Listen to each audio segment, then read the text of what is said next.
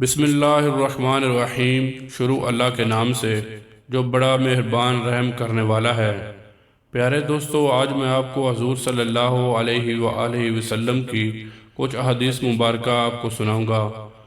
رسول اللہ صلی اللہ علیہ وآلہ وسلم نے فرمایا، جب تم 3 آدمی ہو تو 2 آدمی اپنے ساتھی کو چھوڑ کر آپس میں سرگوشیاں نہ کیا کرو، کیونکہ اس سے اس کی دل آزاری ہوگی۔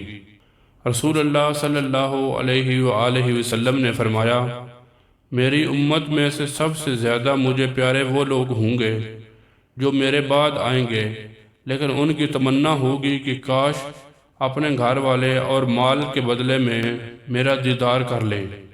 رسول اللہ صلی اللہ علیہ وآلہ وسلم نے فرمایا، قیامت کی نشانیوں میں سے یہ ہے کہ جاہلیت غالب ہو جائے گی اور علم کم ہو جائے گا، زناکاری بڑھ جائے گی، شراب کثرت سے پی جانے لگے گی، عورتیں بہت زیادہ ہو جائیں گی، یہاں تک کہ 50 عورتوں کی نگرانی کرنے والا صرف ایک مرد رہ جائے گا۔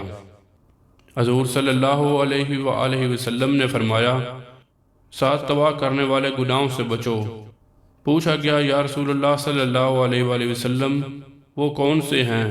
فرمایا، اللہ کے ساتھ شرک، جادو، جس جان کا قتل اللہ نے حرام ٹھہرایا ہے اسے ناحق قتل کرنا، یتیم کا مال کھانا، سود کھانا، لڑائی کے دن دشمن کو پشت دکھانا، اور پاک دامن بے خبر مومن عورتوں پر الزام تراشی کرنا۔ رسول اللہ صلی اللہ علیہ وآلہ وسلم نے فرمایا، تم لوگ تکبیر کی آواز سن لو تو نماز کے لیے معمولی چال سے چل پڑو، سکون اور وقار کو پکڑے رکھو اور دوڑ کے مسجد مت آؤ، پھر نماز کا جو حصہ ملے اسے پڑھ لو اور جو نہ مل سکے اسے بعد میں پورا کر لو۔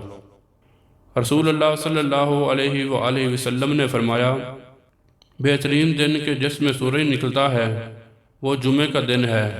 اسی دن میں حضرت آدم علیہ السلام پیدا کیے گئے اور اسی دن میں ان کو جنت سے داخل کیا گیا اور اسی دن میں ان کو جنت سے نکالا گیا اور اسی دن ہی قیامت برپا ہوگی۔